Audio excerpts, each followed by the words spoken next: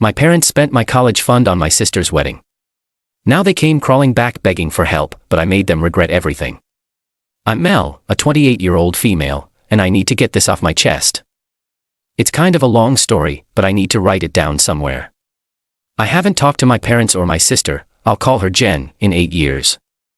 I'm not really sure how to start this, but here goes. I work at this big investment firm downtown. You know those tall buildings with the fancy lobbies where everyone's wearing suits? Yeah. One of those. I'm good at my job, saved up enough to buy a place, and I'm married to Dan, a 32-year-old male who's this really great lawyer. Honestly, life's pretty good now, but it wasn't always like this. Growing up, it was always about my sister, Jen. She's 3 years older and my parents treated her like she was perfect. Every little thing she did was amazing to them. Got a C+ in math. At least she tried her best. Dropped out of college. College isn't for everyone. Got married at 19 to some guy she met at a gas station. Young love is so beautiful. Meanwhile, I was busting my butt, getting straight A's, working part-time at this boring office supply store, and trying to get into a good college. But nothing I did was ever enough. Like, I could have discovered the cure for cancer. And they would have been like, "That's nice, honey, but did you see Jen's new hair color?"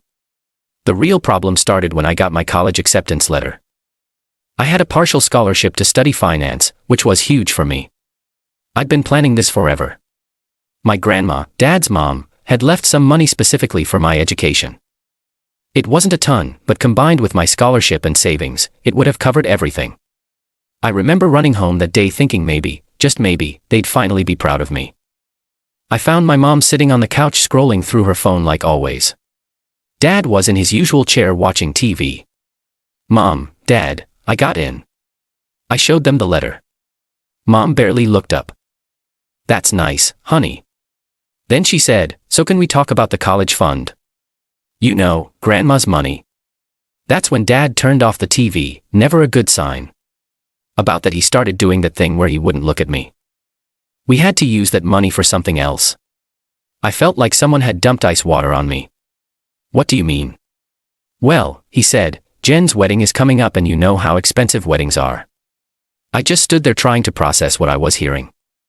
They'd taken my college fund, the money my grandma left specifically for my education, and spent it on Jen's third wedding. Yeah. You read that right, third. She'd already had 2 failed marriages by 23. I lost it. I started yelling about how unfair it was. How they always picked Jen over me. Mom got defensive saying I was being selfish and should be happy for my sister. Dad just sat there looking uncomfortable, like he always did when there was conflict. That night, I packed my bags and left. I only took what could fit in my car. I drove to my Aunt Pat's house. She's my mom's sister, but they barely talk because Mom says she's too opinionated. Translation: Aunt Pat actually calls them out on their nonsense.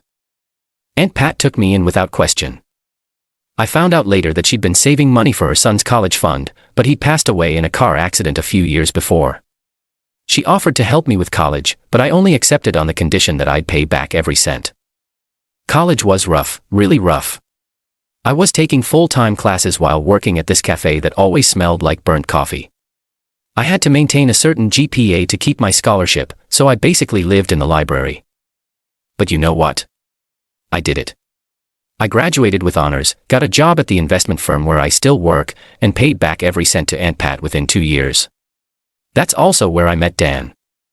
He was handling some legal stuff for the firm and we kept running into each other in the break room. He asked me out for coffee and the rest is history. We got married last year, bought a house, and things were finally going well. I hadn't talked to my family in all this time, like, 0 contact. No calls, no emails, nothing. Jen had my number but never used it. My parents sent a card when I graduated, probably because Aunt Pat told them, but that was it. So, yeah. That's the background. I had to explain all this so what happened next makes sense. It all started last Christmas. I know I should have seen it coming because my Aunt Pat was acting weird for days. Like, she'd start saying something on the phone then stop herself. But I was too busy with work to really notice. Dan and I had this tradition of spending Christmas Eve at Aunt Pat's. She makes these amazing cinnamon rolls that make the whole house smell incredible. And we usually just hang out, watch movies, and open one present each at midnight. It's chill, you know. So we show up at her place around 6 o'clock in the evening. I'm carrying this huge tray of my attempt at sweet potato casserole. Probably not as good as hers, but I try, and Dan's got the gifts. The moment I opened the door, I knew something was wrong. There were too many coats on the rack, too many shoes by the door. Then I heard them, my mom's laugh, my dad's voice, my sister Jen talking loudly about something. I literally froze in the doorway. Dan walked right into me because I stopped so suddenly. The casserole almost went flying. 8 years. It had been 8 years since I'd seen any of them. And there they were, sitting in Aunt Pat's living room like they belonged there. Mom's hair was mostly gray now, she used to dye it religiously. Dad had gotten pretty heavy, and Jen looked exactly the same, except now she had 2 kids I'd never met clinging to her legs. Aunt Pat came rushing over looking like she was about to cry. "Mel, I'm so sorry. They just showed up an hour ago. I tried to call, but your phone went straight to voicemail. My phone was in my bag on silent because of work stuff." Great timing. Right. I couldn't move, like physically couldn't make my feet work. Dan put his hand on my back and whispered, "We can leave if you want." But before I could answer, my mom spotted me. "Mel, sweetheart." She came rushing over like we'd seen each other yesterday. Tried to hug me and everything.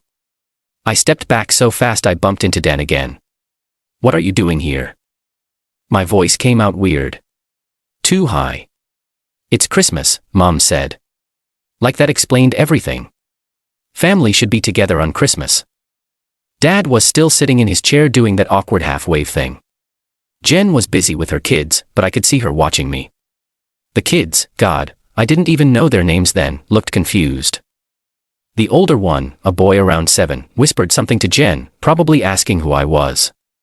I went straight to the kitchen. I needed to put down the casserole before I dropped it. I needed to breathe.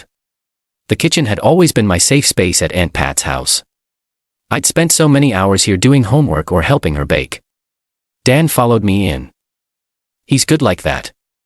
Always knows when I need backup. "You okay?" I shook my head, not trusting myself to speak. Aunt Pat came in looking miserable. They showed up saying they wanted to make things right. I told them it wasn't a good idea to surprise you like this, but you know your mother. Yeah. I did know my mother. Queen of doing whatever she wanted and dealing with the consequences later. I could hear the kids playing in the living room now. Someone had turned on Christmas music. It all felt so wrong, like I'd walked into some parallel universe where the last 8 years hadn't happened. "Should we go?" Dan asked again. He was already reaching for his car keys. I almost said yes, really wanted to say yes, but then I looked at Aunt Pat's face. She decorated everything so nicely, made all this food, and now she was caught in the middle of this mess. "No," I said finally. "This is our tradition. I'm not letting them ruin it."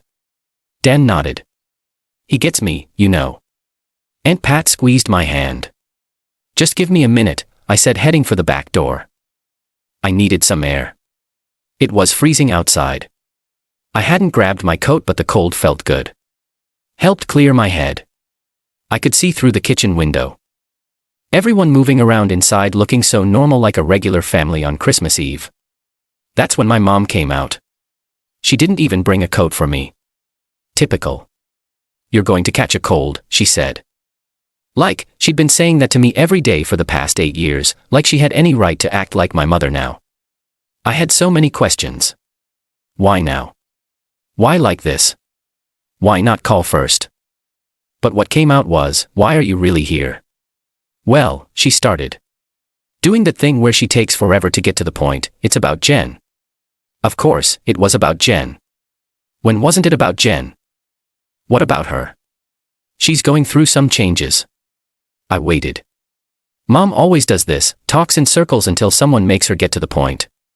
Finally, she said, "Jen's getting divorced again." I just stared at her like, was that supposed to be news?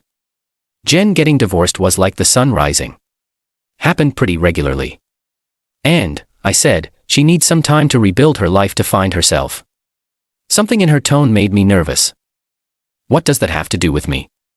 That's when Dad came out. Still no coat for me, by the way. He had this look on his face, the same one he had when he told me they'd spent my college fund. "Mel," he said, trying to sound all businesslike, "you've done well for yourself. Good job. Nice house. Stable marriage." I didn't like where this was going at all. I thought they came to apologize or feel some regret, but no. Even after all these years, they still wanted to use me to help Jen. "We were thinking," Mom jumped in. "Maybe you could take Ben and Lisa for a while." I legit thought I'd heard wrong. "Take them?" "Just until Jen gets back on her feet," Dad added quickly. "She needs time to sort things out, find a new place, maybe go back to school." I stood there trying to process what they were saying. They wanted me, who they hadn't spoken to in 8 years, to take custody of Jen's kids.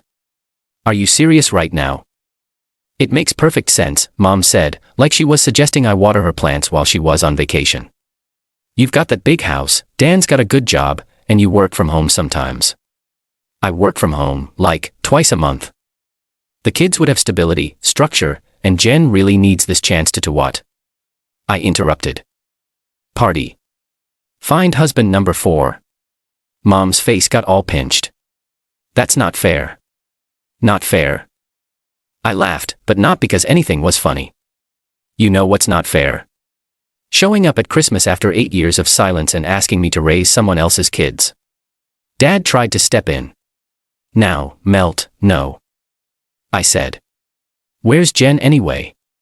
Why isn't she asking me herself?" Right on cue, Jen appeared in the doorway. She must have been listening the whole time. "There you are," she said. Like we were all just hanging out. I was wondering where everyone went. The kids were with her, Ben looking sleepy, and Lisa clutching the stuffed rabbit that had seen better days. "These are your aunt and uncle," Jen told them, pointing at me and Dan who'd quietly appeared behind me with my coat. Aunt Mel and Uncle Dan, the kids just stared at us. Can't blame them. Ben's 7. Lisa's 5, Jen continued. Like she was introducing her pets or something. "They're really good kids, super independent. Ben can even make his own breakfast." The way she said it, like that was a selling point, made my stomach hurt. A 7-year-old shouldn't have to make his own breakfast. Dan spoke up for the first time. "This seems like something that needs more discussion, maybe not on Christmas Eve." Bless him for trying to be diplomatic, but Jen wasn't having it. "What's there to discuss? You guys have everything. Big house, good jobs, no kids. It's perfect. I just need like 6 months, maybe a year tops." A year? I couldn't believe what I was hearing. "Well, yeah. Got to get my life together, you know. Maybe travel a bit, figure out what I want." "What about their dad?" I asked. Jen waved her hand dismissively. "Oh, he's useless. Probably in Vegas or something." I had to ask which one, Dad number 1, 2, or 3. Mom gasped, "Mel." But Jen just laughed. "Number 2, number 1 moved to Canada, and number 3, well, that marriage got annulled so he doesn't count." I couldn't deal with this. I turned to go inside, but Jen grabbed my arm. "Come on, sis. Help me out here. I need this. I'm suffocating." I looked at her hand on my arm, looked at the kids, looked at my parents who were watching this whole thing like it was going to work out just the way they planned. No. One simple word. It should have been the end of it. After that disaster of a Christmas Eve, I thought things would calm down, like maybe they'd get the message and leave us alone. Yeah. I was wrong. Jen started showing up at our house. At first, it was just random visits with the kids. She'd bring them over saying stuff like, they should get to know their aunt and uncle. I felt bad for Ben and Lisa, so I'd let them in. They're actually sweet kids when Jen isn't around. But then the visits got weird. She started coming alone, always when she knew Dan would be working from home. I didn't think much of it at first. Dan works from home on Tuesdays and Thursdays, and I'm usually at the office those days. It was our neighbor who first said something. She's this older lady who lives next door and basically sees everything that happens on our street. She caught me getting my mail one day and was like, "Your sister sure dresses up to visit your husband." I was confused. "What do you mean?" "Oh, you know, always wearing those little dresses when she comes by even in this cold. And she stays for hours sometimes." That's when things clicked. All those times Jen just happened to stop by when Dan was home alone. Always needing his legal advice about her divorce. I asked Dan about it that night. He looked really uncomfortable, which isn't like him at all. I was going to tell you, he said, it's been getting inappropriate. Turns out Jen had been hardcore flirting with him for weeks. She'd show up in these tiny outfits, always finding excuses to lean over his desk or touch his arm. Dan kept trying to be professional because 1, he's a decent human being, and 2, she's technically his client for the custody stuff we're dealing with. But the last straw, she literally told him, and I quote, "You know, if you ever get tired of the boring version, you could always upgrade to the fun sister." The boring version, she meant me.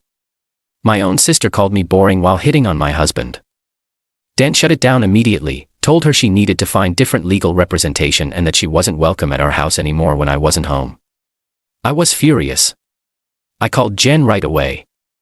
She picked up all cheerful, like nothing was wrong. "Hey, sis. I was just thinking about stopping by tomorrow. Stay away from my husband." She laughed, actually laughed. "Oh, come on. We were just having fun. Dan's been so helpful with all this legal stuff." "Jen, I swear to God, you're overreacting. Besides, it's not my fault if Dan finds me attractive. I mean, we all know I was always the pretty one." I hung up. I called my parents because surely, they'd see how messed up this was. Mom's response: "You know how Jen gets when she's stressed.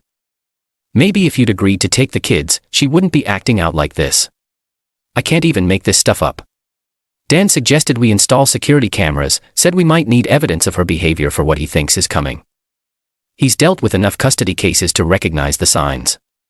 I wanted to believe he was wrong. I wanted to believe Jen would at least pretend to be a decent mother, if not for herself, then for her kids. But Dan was right. The next morning we woke up to the doorbell ringing over and over. Something felt wrong. I got up and pulled open the curtains, and there they were. Jen's kids, Ben and Lisa, sitting on our front steps. No jackets, no gloves, just 2 small suitcases beside them, and Lisa clutching that beat-up stuffed rabbit like it was the only thing keeping her together. I bolted for the door, barely aware that Dan was right behind me. The second I opened it, the freezing air hit me like a slap, but it didn't matter. Ben stood up stiffly, rubbing his arms. "Aunt Mel," his voice was too quiet, too resigned, like he already knew he wasn't supposed to expect much from adults. Dan was already scooping Lisa up, rubbing her frozen hands between his. I grabbed Ben's suitcase. It was too light. When I opened it later, I'd find just a few shirts, some underwear, and nothing else. Then I saw the note. It was crumpled in Ben's tiny fist. He hesitated before handing it to me like he was already bracing for disappointment. I unfolded it with shaking hands. "They're your problem now. I need to live my life. Jen." I felt the ground drop out from under me. For a second, I couldn't breathe. Couldn't think. Couldn't process the sheer cruelty. She left them. She actually left them. Like they were some inconvenient baggage she could just dump and forget about.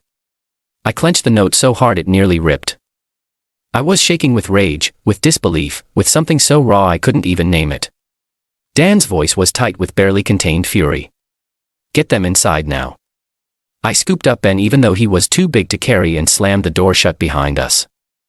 Jen was gone and she wasn't coming back. After that, Dan went into full lawyer mode. He's usually pretty laid back, but I've never seen him so angry. He got the kids inside while I grabbed their suitcases. The bags were barely packed, like a couple of t-shirts and some underwear thrown in. Lisa's stuffed rabbit was there, thankfully she can't sleep without it. We documented everything, took photos of the note, the suitcases, everything. Thank God for our security cameras. They caught Jen dropping the kids off at 4:30 in the morning and driving away in her beat-up Honda. While I was making the kids breakfast, they were starving, hadn't eaten since dinner the night before. Dan was making calls, like a lot of calls. He contacted CPS first, then the police to file a report, then his law partner who specializes in family cases. My parents showed up around noon. Turns out Jen had texted them saying, "Kids are with Mel now. All good." Like it was totally normal to dump your children on someone's doorstep and disappear. Mom started with her usual excuses. "Jen's just overwhelmed. She needs time. She'll come back when she's ready."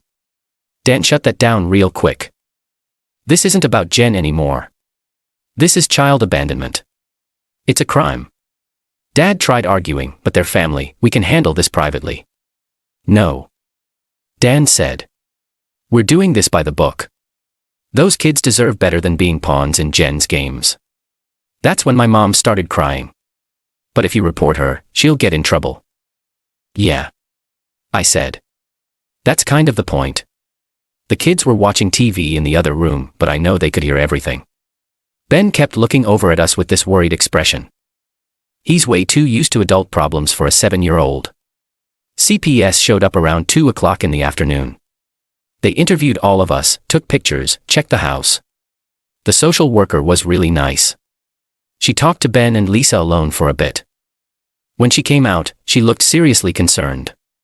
Turns out, this isn't the first time Jen's pulled something like this. She's left them with random friends before, sometimes for days. Ben's been taking care of Lisa since he was 6. He makes her breakfast, helps her dress, makes sure she brushes her teeth. No kid should have to be a parent to their sibling. We tried tracking Jen down, called everyone we could think of. Finally, one of her friends cracked and told us Jen had bought a plane ticket to Las Vegas. She's apparently moving in with some guy she met online gaming. She didn't even tell her kids goodbye. Dan filed for emergency temporary custody. Says it's the fastest way to make sure the kids are legally protected while everything gets sorted out. CPS agrees. They don't want to put the kids in the system if they're stable family willing to take them. My parents keep calling begging us not to ruin Jen's life. They don't get it. Jen ruined her own life. We're just making sure she can't ruin her kids' lives too. Right now, we're waiting on a court date. The kids are staying with us until then. Dan converted his home office into a temporary bedroom for them.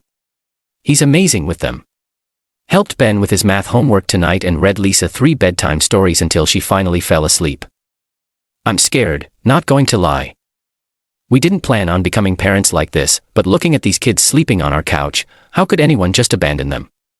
The social worker's coming back tomorrow. She's still in Vegas, posting pictures of herself at pools and casinos like she didn't just abandon her kids. Meanwhile, things with my parents got even messier. CPS called a family meeting yesterday. We all sat down at this big table in Dan's office. The kids were with Aunt Pat, thank God, because what happened was rough. The social worker started explaining how the system works, talking about temporary guardianship and stuff. My parents kept nodding like they were following along until she got to the part about Jen potentially facing criminal charges. Mom lost it, started crying about how everyone makes mistakes and she's still their mother. Then the social worker dropped the bomb. Given the circumstances, we need to discuss permanent placement options. Mr. and Mrs., my parents' last name, as the maternal grandparents, you would be the first choice before we consider foster care. You should have seen their faces. Dad started stammering, oh no, we can't. We're too old. We don't have the space. Mom jumped in. Besides, Mel and Dan have that big house. They're young. They have money. It was like watching history repeat itself. Same excuses, different situation. It reminded me of the day they told me they'd spent my college fund on Jen's wedding. Dan, bless him, wasn't having any of their excuses. Actually, he said, pulling out some papers, your house has 4 bedrooms. You recently took out a home equity loan to renovate your kitchen, so finances aren't the issue. And according to state law, as grandparents, you're legally obligated to be considered first for placement. My dad got all red in the face. Now see here, young man. No. You see here, Dan cut in. He never raises his voice, but man, when he uses his lawyer tone, people listen. Your daughter abandoned her children and threw them at us. She's in Vegas, spending money on hotels, while her 7-year-old son is acting as a parent to his 5-year-old sister. This isn't about what's convenient for you, it's about those kids. Mom tried again. But Mel, stop it, I said. All those old feelings from the college fund thing came rushing back. Stop trying to make me fix Jen's messes. You did this her whole life. Cleaned up after her, made excuses, pushed her responsibilities onto me. Not anymore. Then the social worker cleared her throat. If you're unwilling to take custody, we'll need to document your refusal. This will be part of the court record, and if no relatives step up, the kids will enter the foster care system. That got their attention. See, my parents care a lot about what people think of them. It's why they spent so much on Jen's wedding and to keep up appearances. Document. Mom looked horrified. You mean this would be on record? Yes. The caseworker said calmly. It will be officially noted that you decline custody of your grandchildren. While it won't be publicly accessible, it will be part of the case file and legal record. Mom's face paled. So people could find out if it comes up in court or an official inquiry? Yes. And if a family member chooses to share it, there's nothing stopping them. Mom's mouth opened and closed like a fish gasping for air. The next hour was wild. My parents tried everything, guilt trips, crying, even offering me money. Ironic. Right. By the end of the meeting, my parents had signed temporary custody papers. They're picking up the kids tomorrow. The social worker is going to do weekly checks. Dan's made sure they can't just pass the kids back to Jen if she shows up. Everything has to go through the courts now. I feel weird about it. Like I know it's the right thing for the kids. They need stability. But watching my parents do the right thing only because they were forced to brings back a lot of old stuff. Ben asked me earlier if this meant he didn't have to be in charge of Lisa anymore. God, these kids deserve so much better. I don't know how things will move from now on. Remember how Jen was living it up in Vegas? Yeah. That didn't last long. Dan's law firm worked with local authorities to track her down. Turns out, she was staying at some cheap motel off the strip with this guy she met gaming. Not the fancy resort she was posting pictures from. She was just hanging around the nice hotels, taking selfies, and pretending she was staying there. The cops showed up at her motel room on Tuesday morning. According to the report, she tried saying she was just taking a vacation and the kids were perfectly fine with their sister. The officers weren't impressed. They brought her back yesterday.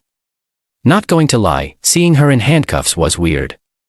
She didn't look like the confident sister who'd been hitting on my husband and demanding we raise her kids. She looks small, scared. The charges are pretty serious. Child abandonment, child neglect from before she left them with us, child endangerment, and some other legal stuff I don't fully understand, but Dan says are bad. The DA's office interviewed Ben and Lisa last week. They're doing this thing called a forensic interview, where they talk to kids about abuse or neglect. Ben told them everything. How he's been taking care of Lisa since he was 6. How Jen would leave them alone for days. How they sometimes didn't have food in the house because she spent the money on herself. Lisa started crying during her interview when they asked about meals, said she was scared they'd have to go hungry again. I had to leave the room. My parents are freaking out. They keep trying to get Dan to make this go away. He flat out refused, told them if they try to interfere with the legal process, they could lose custody of the kids too. Mom tried the whole but she's mentally ill excuse. Yeah. No. Jen's not mentally ill. She's just selfish. Always has been.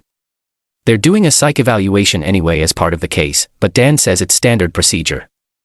The gaming guy from Vegas, turns out he had no idea Jen even had kids. She told him she was this rich single girl looking for adventure. He actually contacted Dan's office when he found out the truth, wanting to help with the case. He sent screenshots of all their conversations, where she bragged about having no responsibilities and being totally free. Jen's not talking to any of us now. Her court-appointed lawyer told her to stay quiet, but she did send me this long text last night. You happy now? You finally got everyone to notice you instead of me. Bet you planned this whole thing. You were always jealous that Mom and Dad loved me more. Well, congrats. Hope you're satisfied now that you've ruined my life. I didn't respond. What's there to say? She abandoned her kids on my doorstep in the middle of winter. She did this to herself. They even searched her motel room. They found receipts for designer clothes and expensive restaurants. She had money, she just chose to spend it on herself instead of her kids. And, yeah, it's been 6 months since everything went down with Jen. The court case finally wrapped up last week. Jen took a plea deal. She's getting 18 months in state prison with the possibility of parole after 12 months, plus 5 years of probation after release. She also lost all parental rights. The judge wasn't playing around, said something about how the systematic neglect and final abandonment showed a complete disregard for her children's well-being. My parents actually got their act together, which honestly surprised everyone. I think finally seeing all the evidence in court, hearing what Ben and Lisa had been through, it changed something. Mom actually stood up in court and said Jen needed to face consequences. Never thought I'd see that happen. The kids are doing better, like, actually better, not just putting on a brave face. They're still living with my parents, but there's been a complete change in how things work. My parents had to take parenting classes as part of the custody agreement, Dan's idea. He's scary smart about this stuff. They've set up proper bedrooms, got the kids into good schools, and are taking them to therapy every week. My parents tried reaching out after everything settled. Dad sent this long email about how sorry he was about the college fund. How he sees things differently now. Mom keeps trying to call saying she wants to start fresh. But you know what? Some things you can't just apologize away. 8 years of silence, then they only show up when they need something. Nah, I'm done. Aunt Pat's been amazing through all this. She visits the kids at my parents' house regularly, makes sure they're actually taking care of them properly. The kids adore her. They call her Grandma Pat, which honestly feels more right than my parents being grandparents. Jen's in prison, where she belongs. She sent me this dramatic letter, full of excuses and self-pity, talking about how prison changed her and how she sees everything differently now. Not one word asking about her kids. Classic Jen. It's still all about her. That letter went straight in the trash. Dan and I see the kids every other weekend, but not at my parents' house. We pick them up and take them out. Movies, parks, normal aunt uncle stuff. Ben asked me last week if I was mad at my parents. I told him the truth, that grown-ups sometimes have complicated feelings about each other. But that doesn't change how much we love him and Lisa. People keep asking if I'll ever forgive my parents or Jen. Honestly, some things you can't come back from. Yeah. They're taking care of the kids now, but only because they were forced to. They haven't changed, they just ran out of options. So here we are. The kids are safe. They have stability, even if it's not the perfect situation. As for my parents, we keep it strictly about the kids. No personal conversations, no unnecessary drama. Sometimes distance is the healthiest choice. And as for me, well, life moves forward. Oh, and I found out that I'm pregnant, and Dan is over the moon.